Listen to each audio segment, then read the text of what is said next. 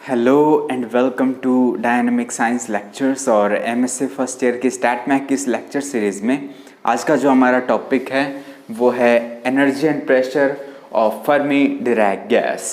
तो आज मैंने पहली बार कुछ ऐसे लिखा है क्योंकि ये वाला जो डेरिवेशन है फर्मी डिराक गैस का, मतलब एनर्जी और प्रेशर कैलकुलेट करना, ये थोड़ा सा बड़ा हो जाता है, थोड़ा नहीं काफ़ी ज़्यादा बड़ा हो जाता है। तो इस वजह से वीडियो भी मतलब लगभग 1 घंटे से ऊपर हो जाता है अगर मैं वैसे करवाता तो इसलिए मैंने डिसाइड किया कि ऐसे करते हैं, है ना। तो थोड़ा सा इस हिसाब से एडजस्ट करना ना। अब हम क्या करते हैं, देखो सबसे पहले हम एक फर्मी डिराक गैस, कोई भी एक कंटेनर है जिसमें फर्मी डिराक गैस क्या करेंगे, कंसिडर करेंगे। अब इसका आप सीधा सा एग्जाम्पल कौन सा है, इलेक्ट्रॉन्स इन मेटल, है ना। ये वाले जो प्रॉब्लम है वो इलेक्ट्रॉन्स इन मतलब मेटल के अंदर इलेक्ट्रॉन्स किस तरह से बिहेव करते हैं ना एट 0 केल्विन पर, और या फिर हायर टेम्परेचर पर, लोअर टेम्परेचर पर ना, वो किस तरह से बिहेव करते हैं। तो इसके लिए ये सारा मतलब एनर्जी और प्रेशर कैलकुलेट किया गया। तो अब सबसे पहले हम कंसिडर करते हैं एक कंटेनर जिसमें फर्मी डिराक गैस है, फिर इलेक्ट्रॉन्स मान सकते हो फर्मियंस है सभी। उसका उनका जो स्पिन है वो क्या है, हाफ ऑड इंटीग्रल, ठीक है, जैसे 1/2, 3/2, 5/2 ये सब। तो इलेक्ट्रॉन्स है तो स्पिन 1/2 एच क्रॉस। उसके बाद वो क्या है, इनडिस्टिंग्विशेबल, आप उनको डिस्टिंग्विश नहीं कर सकते, क्वांटम पार्टिकल्स है। उसके अलावा क्या है, आइडेंटिकल है, नॉन इंटरेक्टिंग है, ये सब जो बोस-आइंस्टाइन की कंडीशन थी ना, बिल्कुल वैसे ही। अब देखो हमने बोस-आइंस्टाइन गैस के केस में एनर्जी और प्रेशर कैलकुलेट किया था, वही इस केस में करने जा रहे हैं। अब देखो पूरे में फर्क पता है क्या आने वाला है, यहाँ पर एक +1 आ जाएगा, वहाँ पर जो डिस्ट्रीब्यूशन था मोस्ट प्रोबेबल स्टेट का, तो वहाँ पर अल्फा प्लस बीटा आई -1 था, यहाँ पर +1 है, ठीक है। बस इतना ही फर्क है। बाकी जो आप शुरू में देखोगे, जो हम वीक डिजेनरेसी वाला कैलकुलेट करेंगे तो उसमें एक्सप्रेशन बिल्कुल वैसे ही आते हैं, बाकी प्लस माइनस का डिफरेंस आता है, इतना ही। अब इसमें क्या है, जो इसका डिस्ट्रीब्यूशन है वो ये हो गया। वही काम करेंगे, जो e to the power alpha है वहाँ पर d पुट कर देंगे, तो हमने पुट कर दिया ni equals to gi d e to the power beta i +1। अब देखो यहाँ से एक बात आती है कि ये जो अल्फा है, alpha e to the power alpha, वो कितना हो सकता है। देखो वहाँ जो हमने बोस-आइंस्टाइन के केस में देखा था वो अल्फा इक्वल्स टू 0 था और अल्फा ग्रेटर देन 1 था, कुछ ऐसा था। अब यहाँ पर अल्फा की वैल्यू नेगेटिव भी हो सकती है, ठीक है। अल्फा की वैल्यू जो है वो क्या हो सकती है, नेगेटिव भी हो सकती है और पॉजिटिव भी, ठीक है। और ये बोल रहा है कि अल्फा इज पॉजिटिव, तो फिर स्ट्रॉन्ग वीक डिजेनरेसी, यस, हाँ यस, हाँ, वो हम केस देख लेंगे। अब इसके अंदर देखो सबसे पहले क्या करें, बिल्कुल वैसे ही काम चलेगा, बिल्कुल वैसे ही। सबसे पहले number of particle state in momentum space p and p plus dp निकाल लेंगे। gp equals to gs v/h³ 4/3 pi p cube. अब gs क्या है, किसकी वजह से है, डीजेनरेसी की वजह से, 2s+1, क्योंकि देखो यहाँ पर स्पिन आता है ना, इसलिए हमें स्पिन डीजेनरेसी भी इंक्लूड करना पड़ता है। ये लिख लिया। उसके बाद हम इसका क्या कर देंगे, डेरिवेटिव कर देंगे, तो ये आ जाती है number of particle state lying between p and p plus dp, ठीक है, आ जाती है। अब यहाँ से हम क्या कर देंगे, यहाँ से p का वैल्यू रख दें, हमें तो एनर्जी निकालना है ना, एनर्जी रेंज में देखना है, तो यहाँ से p का वैल्यू निकाल लेंगे, √2me, dp निकाल लेंगे, आ गया। यहाँ से देखो अगर हम GED निकालें, number of particle state in energy between E and E plus DE, ये मैं निकालना चाहूं तो इसकी जगह p की जगह क्या रख दूंगा, एनर्जी का वैल्यू रख दिया। तो जो number of particle in energy range, अब नंबर ऑफ पार्टिकल निकालना है यहाँ से, तो जो dn है वो क्या आएगा, gs 4πv। देखो यहाँ से हम क्या करेंगे,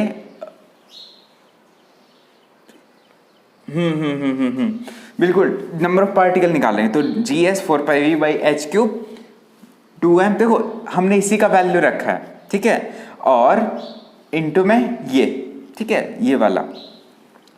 अब देखो यहाँ से देखो सबसे पहले क्या किया, इसका हमने डेरिवेटिव किया था dn, यहाँ से dn आया था हमारे पास, dn इक्वल्स टू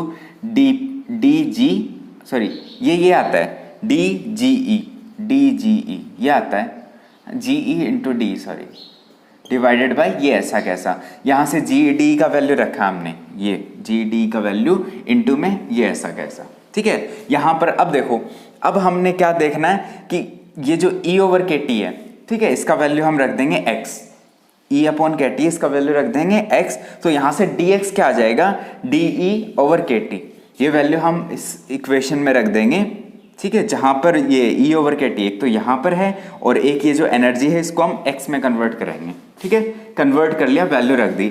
अब यहाँ से जो partition function for diatomic translational partition function for diatomic molecule क्या होता है, ZT, बिल्कुल वैसे ही बोस-आइंस्टाइन के केस में वाला। अगर ये आपको अच्छे से समझना तो बोस-आइंस्टाइन कंडेंसेशन वाला वीडियो देख लो, उसमें मैंने ये एक एक चीज़ वैसे डेरिवेशन करवा के दिखाया है, यहाँ तो मैंने डायरेक्ट लिख रहा हूँ, ठीक है। तो ZT equals to 2 pi MKT by H square 3/2V, ये आता है पार्टीशन फंक्शन। अब क्या करेंगे, इसका वैल्यू हम यहाँ पे रख देंगे, तो ये वैल्यू कुछ ऐसा आ जाता है, ये भैया हमारे मेन इक्वेशन है ये, ठीक है, बहुत मेन इक्वेशन है DN वाला। और इसके बाद अगर नंबर ऑफ पार्टिकल निकालने हैं तो क्या करेंगे, इसको इंटीग्रेट कर देंगे 0 to infinity over the whole phase space, ठीक है। और वैसे अगर एनर्जी निकालना हो तो क्या करेंगे, E इंटू DN, तो क्या आ जाएगा, यहाँ से E का वैल्यू अगर रखेंगे तो क्या आएगा, x इंटू के टी, तो के टी आ गया, x मल्टीप्लाई में आ गया तो x की पावर 3/2 बन गया, तो ये वैल्यू आ गया। अब हम क्या करेंगे, अब हम एनर्जी और प्रेशर का वैल्यू कैलकुलेट करेंगे, कब, अल्फा का वैल्यू अलग अलग कैलकुलेट करके, अलग अलग रख के। जैसे एक तो मैंने बताया ना कि अल्फा का वैल्यू हमारे पास पॉजिटिव भी हो सकता है, हमारे पास नेगेटिव भी हो सकता है, तो अगर अल्फा का वैल्यू अगर पॉजिटिव है, ठीक है, उस केस में इसको बोला जाता है वीक या फिर स्लाइट डीजेनरेसी, ठीक है। और अगर अल्फा का वैल्यू वो लेस देन 1 है, ठीक है, एक से बहुत छोटा है, ठीक है, उस केस में इसको बोला जाता है स्ट्रॉन्ग डीजेनरेसी।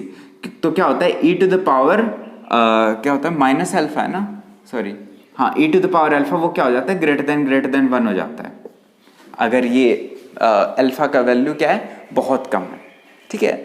अब हम सबसे पहले स्टडी करते हैं स्लाइट डीजेनरेसी, ओके। तो अब बात करते हैं in case of slight degeneracy. तो स्लाइट डीजेनरेसी के केस में क्या होता है, जो अल्फा का वैल्यू है वो क्या है, पॉजिटिव है, अल्फा क्या है, पॉजिटिव है। और जो स्ट्रॉन्ग डीजेनरेसी का केस है ना, उसमें जो अल्फा का वैल्यू है वो क्या है, नेगेटिव है और बहुत ज़्यादा बड़ा है, नेगेटिव में बहुत ज़्यादा बड़ा है।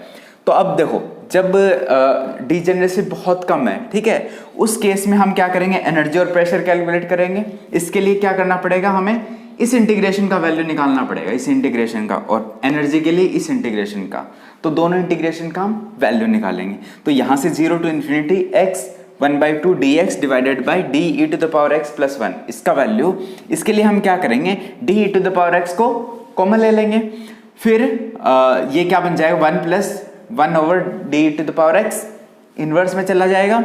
अब यहाँ से क्या करेंगे, इन्वर्स में -1 है तो बाइनोमियल एक्सपेंशन कर देंगे, तो ये 1 यहाँ माइनस प्लस, ठीक है। अब क्या करेंगे, अब हम इसको एक को मल्टीप्लाई करेंगे, ये आपका बनेगा गामा फंक्शन। गामा फंक्शन को जब आप सोल्व करोगे तो आपके पास ये वैल्यू आ जाएगी। देखो, ये डिटेल में जानना है तो आप बोस-आइंस्टाइन गैस वाला वीडियो देख लो, उसमें मैंने ये डिटेल से सोल्व कर रखा है, ठीक है। तो ये आ गया इस इंटीग्रेशन का वैल्यू, है ना। और यहाँ से अगर आप n का वैल्यू निकालना चाहो तो क्या आएगा, ये वैल्यू रख दो, GSZT/D, और ये इंटू ऐसा कैसा, यहाँ से इस इंटीग्रेशन का वैल्यू निकालें तो क्या आएगा, इसी मेथड से बिल्कुल ऐसे ही हम क्या करेंगे, यहाँ x की पावर 1/2 है, यहाँ x की पावर 3/2, बस इतना ही फर्क है। तो ये क्या बन जाएगा, 2 to the power 5/2 और 3 to the power 5/2, बस इतना ही फर्क आएगा। तो ये बन गया। अब यहाँ से एनर्जी का वैल्यू निकाल लो, इससे मल्टीप्लाई कर दो, तो KT ऐसा कैसा, और इससे मल्टीप्लाई कर दिया 3/4D, और ये आ गया एक्सप्रेशन हमारा एनर्जी का, ठीक है, ये आ गया एनर्जी का एक्सप्रेशन।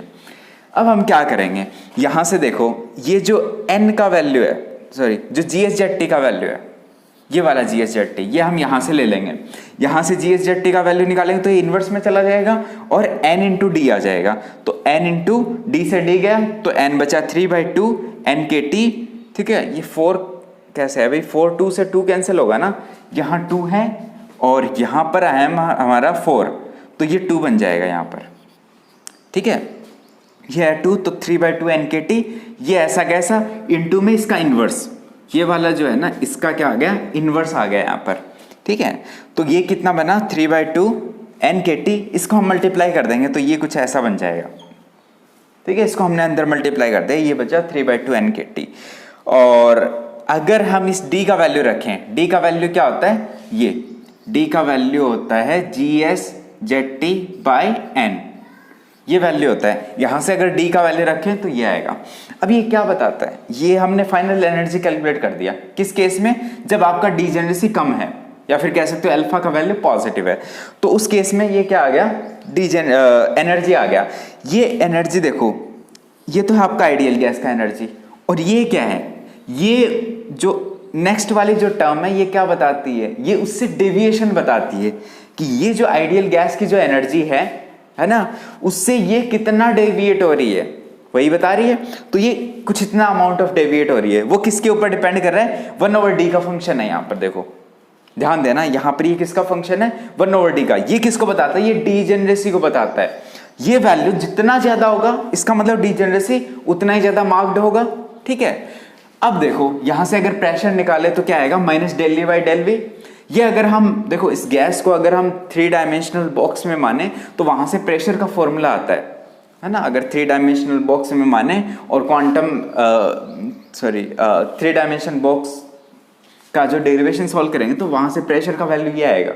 तो कितना आएगा, देखो ये हमने बोस-आइंस्टाइन गैस में किया है, अगर ये देखना तो वो वीडियो देख लो, मैं बार बार कह रहा हूँ क्योंकि ये मैंने अच्छे से एक्सप्लेन कर रखा है वहां पे। यहाँ पर देखो फर्क कुछ नहीं है, वहां पर बस 1 माइनस था यहाँ पर, और यहाँ पर प्लस आ रहा है, और कोई फर्क नहीं है पूरे डेरिवेशन में। तो अब देखो ये वैल्यू यहाँ पर हम एनर्जी का वैल्यू रख देंगे ये वाला, तो ये आ जाएगा P = NKT/V, और ये ऐसा कैसा।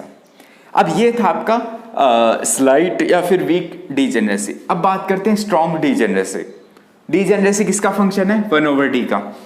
ठीक है, अब देखो अगर e⁻ अल्फा कितना हो जाए, >1 हो जाए, या फिर कह सकते हो अल्फा का वैल्यू बहुत कम हो जाए, उस केस में बहुत ज्यादा किसमें, नेगेटिव में, या फिर कह सकते हो बहुत कम, है ना।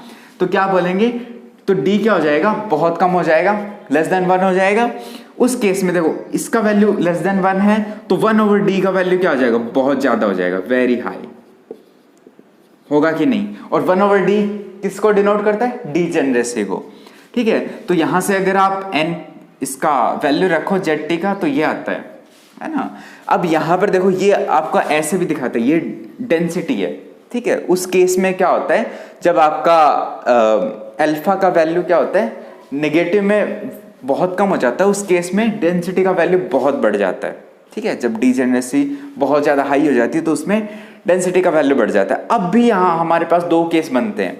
पहला कब, जब t = 0 हो जाए। ठीक है, t = 0 हो जाए, उस पर 1/d कितना हो जाए, वेरी हाई। ठीक है, पहला केस तो हमारा ये बना। दूसरा केस जो बन रहा है वो क्या, t > 0 होना चाहिए। t मतलब 0 से थोड़ा सा ज्यादा, बहुत ज्यादा नहीं, 0 से थोड़ा ज्यादा, तब। और जो डीजेनरेसी है वो कितनी आनी चाहिए, स्टिल वेरी हाई। डीजेनरेसी का वैल्यू बहुत ज्यादा होना चाहिए, लेकिन टेम्परेचर हम थोड़ा सा इंक्रीज कर दें। अब देखो ये वाला जो केस है, जब t = 0 है तब हमारा जो एनर्जी आता है, एनर्जी उसको बोलते हैं फर्मी एनर्जी। उसको क्या बोलते हैं, फर्मी एनर्जी। तो अभी हम डिराइव करेंगे फर्मी एनर्जी का एक्सप्रेशन और उसके कॉरस्पॉन्ड प्रेशर। हाँ, तो अब देखते हैं केस ऑफ स्ट्रॉन्ग डीजेनरेसी कब। देखो अब इसमें भी 2 केस बनेंगे। जो पहला है जब t = 0 और दूसरा जब t थोड़ा सा बड़ा हो। ठीक है, अब जब t 0 है तो ऑब्वियस सी बात है d का वैल्यू 0। अब इसमें हम क्या करेंगे, एनर्जी और प्रेशर कैलकुलेट करेंगे। ठीक है, अब इसके लिए हमें क्या चाहिए, n का वैल्यू। तो n का क्या है, ये वाला एक्सप्रेशन था। अब देखो जो हमारा एक्सप्रेशन था उसमें क्या था, D E to the power X plus one. D का वैल्यू हम 0 पुट करते हैं, हमारे पास ये एक्सप्रेशन बनता है, ठीक है। डी का वैल्यू हमने 0 पुट कर दिया। अब यहां से देखो ये जो इनफाइनाइट है, लिमिट हम चेंज करेंगे, ध्यान देना कि ये जो इनफाइनाइट है ये बहुत बड़ा नंबर है। अब यहां से d का वैल्यू अगर 0 है तो 1/d का वैल्यू इनफाइनाइट, तो हम क्या करेंगे, इनफाइनाइट की जगह 1/d रख देंगे। तो 1/d रखते ही ये क्या बन जाएगा, फिर इस इंटीग्रेशन को सोल्व किया, 1/d रख के इस इंटीग्रेशन को सोल्व किया। अब यहां से देखो, यहां से इस एक्सप्रेशन से मैं 1/d का वैल्यू निकाल दूं, देखो d इधर ले जाऊंगा, n नीचे आ जाएगा और ये कितना बचेगा, टू द पावर 2/3 इसका पावर। अब यहां से अगर 1/d zt का वैल्यू अगर मैं रखूं, zt क्या है, translational partition function for diatomic molecule, तो zt का वैल्यू रखूं तो zt क्या होता है, 2πm kT/h² की पावर 3/2 इंटू v, तो वो वैल्यू यहां पर रखूंगा तो ये आ जाएगा। अब देखो, अब हमारे पास एनर्जी का एक्सप्रेशन क्या था, ये तो आ गया 1/d। अब यहां से देखो अगर t टेंड्स टू 0 है तो क्या आएगा, डिजेनरेसी बहुत ज्यादा, ठीक है ना, वही हमें बताना था। हम केस t इक्वल्स टू 0 का लेके चले और d का वैल्यू कितना आ गया, बहुत ज्यादा आ गया। अब यहां से E नॉट का वैल्यू क्या आएगा, E नॉट लिखा है मैंने, E नॉट क्या है, 0 पॉइंट एनर्जी, 0 पॉइंट एनर्जी, ठीक है। जब t, हाँ, अब इस केस में जब क्या है, d का वैल्यू 0 है, इसको बोला जाता है 0 पॉइंट एनर्जी।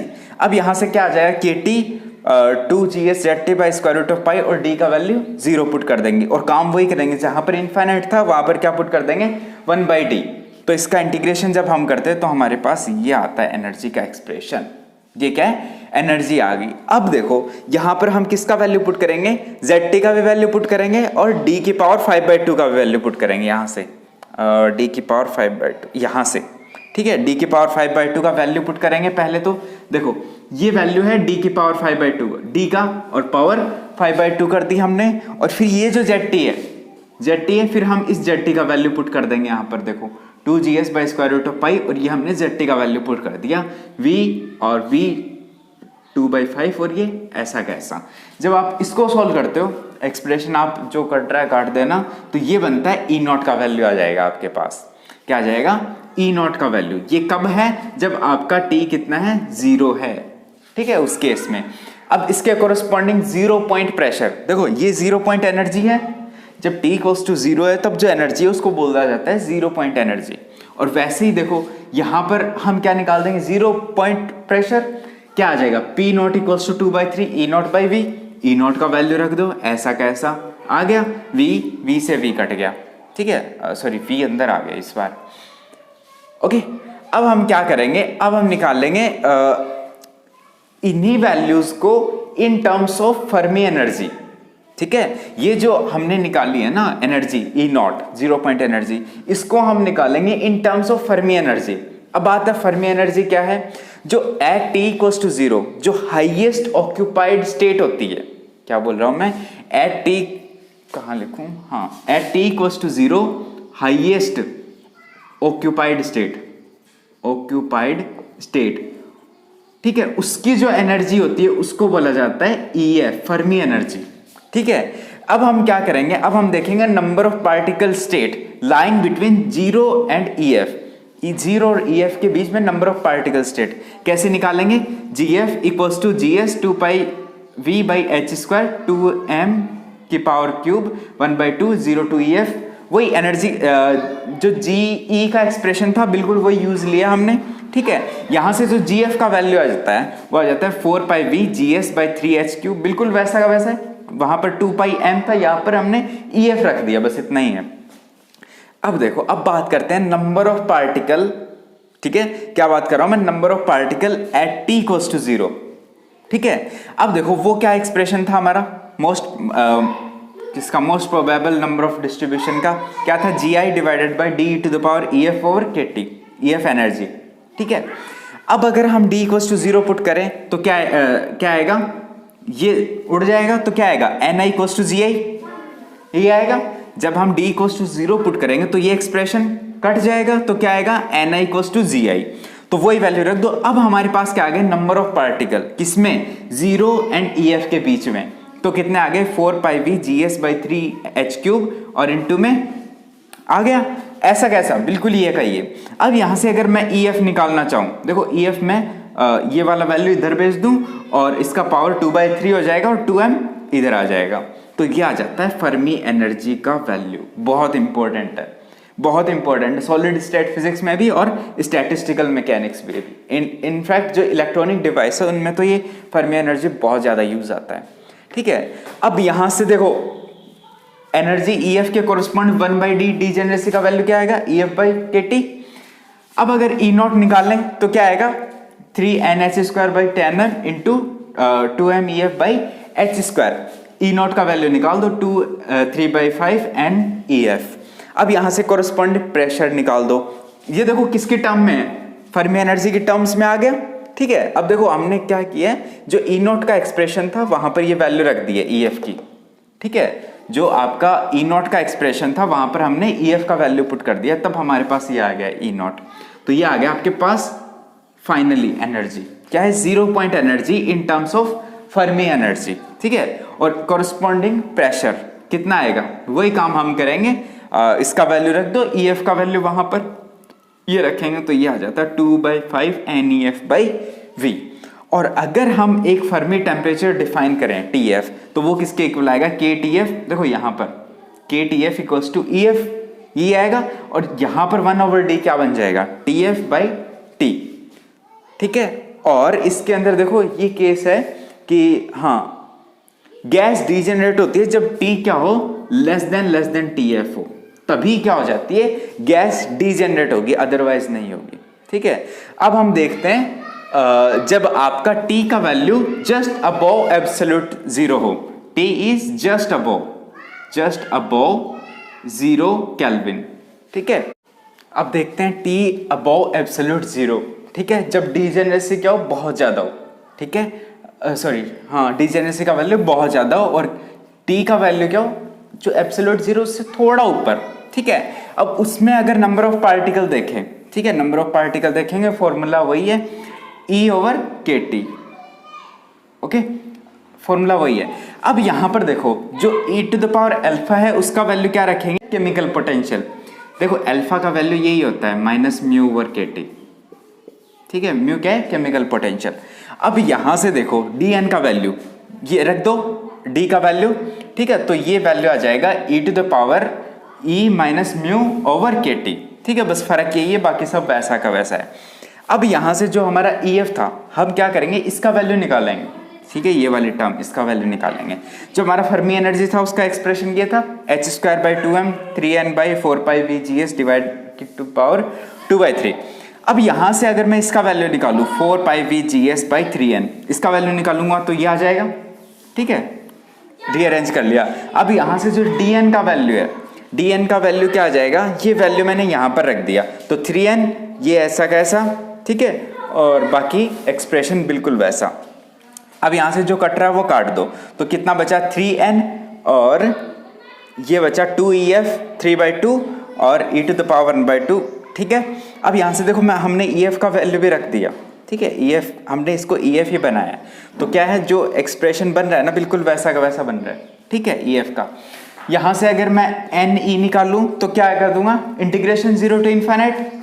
ठीक है, यही है, तो 0 to ∞ मैंने इंटीग्रेशन कर दिया e⁻⁴ DE। अब ये थोड़ा सा भैया कॉम्प्लिकेटेड बन रहा है।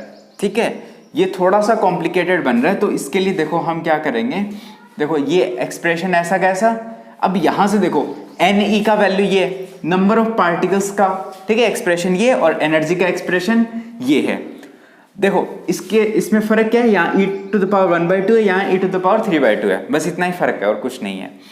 अब हमारे एक जनरल इंटीग्रेशन हम मान लेते हैं, क्या इसको हम फाई फंक्शन ऑफ E मान लेते हैं, जहां पर देखो अगर आप E = 0 पुट करते हो तो फाई E क्या आ जाता है 0 आ जाता है। ठीक है, बिल्कुल ऐसा ही एक फंक्शन है फाई E। अब इसका हम क्या करते हैं टेलर एक्सपेंशन करेंगे। ठीक है, ये e⁻⁻ है ना, तो यहां पर हमें टेलर एक्सपेंशन करेगा किसके अबाउट E = μ के अबाउट। तो क्या होगा इंटीग्रेशन 0 to μ। ठीक है, फाई E DE, फिर सेकेंड टर्म क्या आएगा π² / 6 और फिर KT² और ये 5' E इक्वल्स टू म्यू, फिर क्या आएगा 7 पाई स्क्वायर 3/360 और 5 double prime equals to mu के ऊपर।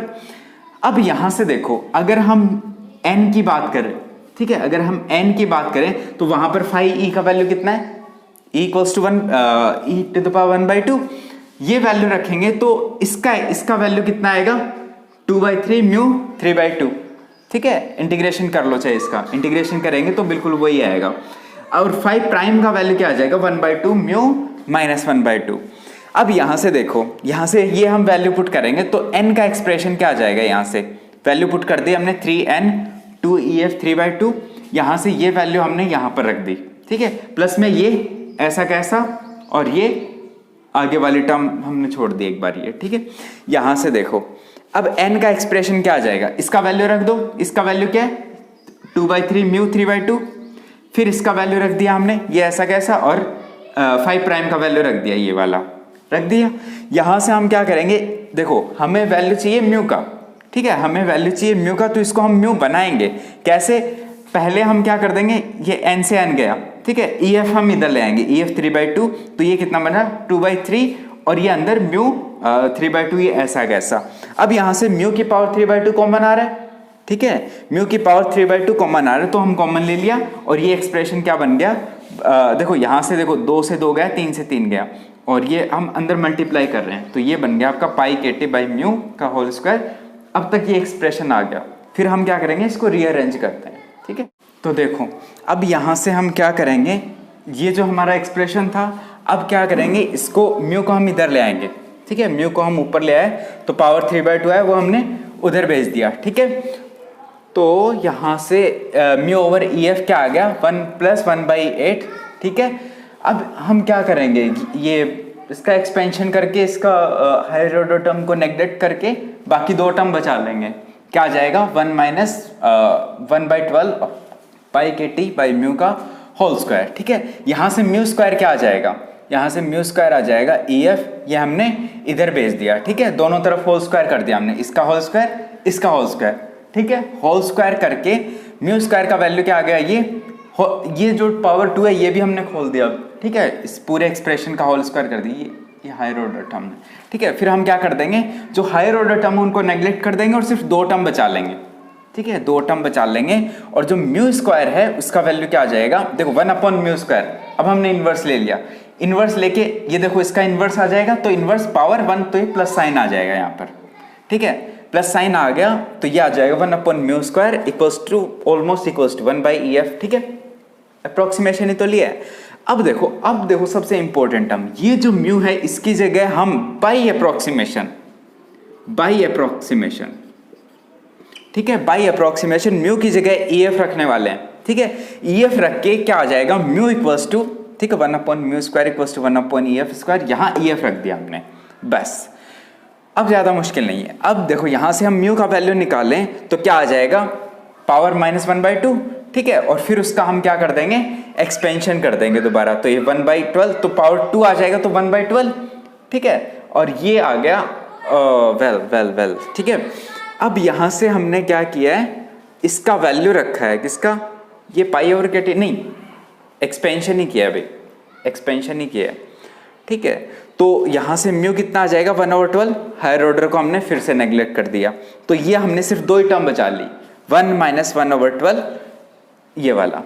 अब ये तो हुआ आपका म्यू का एक्सप्रेशन। अब देखो जो हमारा एनर्जी का एक्सप्रेशन था, ठीक है, एनर्जी का एक्सप्रेशन था, तो ये हमने म्यू किसकी हेल्प से निकाला, जो हमारा n था, n का जो एक्सप्रेशन था उसके हेल्प से निकाला है। अब हमने ये म्यू किस में यूज करेंगे, एनर्जी के एक्सप्रेशन में।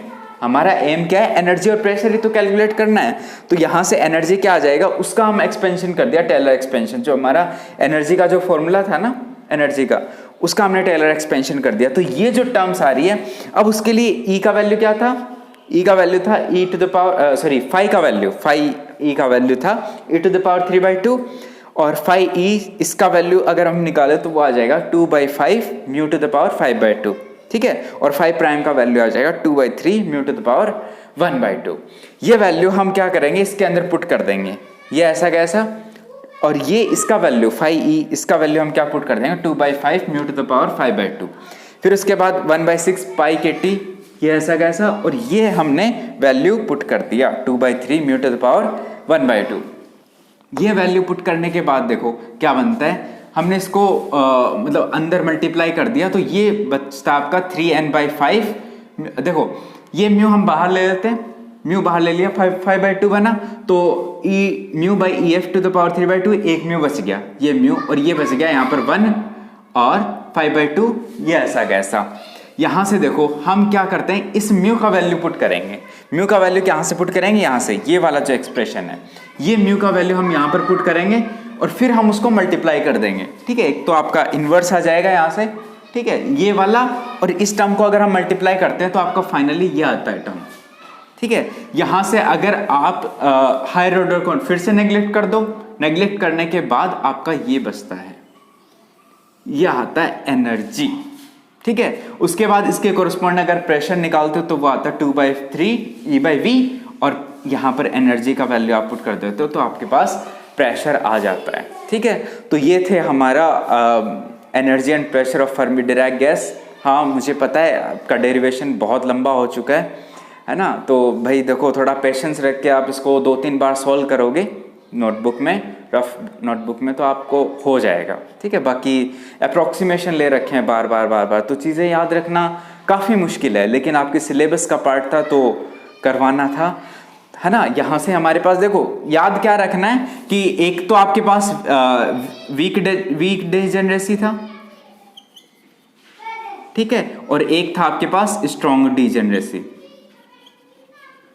ठीक है, यहां पर आपके पास एक ही केस था और यहां पर एक और केस था, एक तो t इक्वल्स टू 0 जिसके अंदर d इक्वल्स टू क्या था 0, और एक में हम क्या पुट कर, इसमें d इक्वल्स टू 0 नहीं था, है ना, एक में हम, हाँ यहाँ d इक्वल्स टू 0 था, और जो t है जस्ट अबोव उसके अंदर हम e to the power alpha है ना, ठीक है, उसकी जगह हम क्या पुट कर देते हैं, mu minus mu over KT। बस ये चीज़ें आपको याद रखनी है, जहाँ से हमें इनिशिएटिव लेना है तो वो हमें याद रखना है। तो हमने क्या किया, वीक डिजेनरेसी के लिए भी एनर्जी एंड प्रेशर कैलकुलेट कर दिया, स्ट्रॉन्ग के लिए भी कर दिया। ठीक है, तो इसमें अब तक इतना ही। नेक्स्ट लेक्चर में हम करेंगे इलेक्ट्रॉन गैस इन मेटल्स और थर्मायोनिक एमिशन। ठीक है, थैंक यू।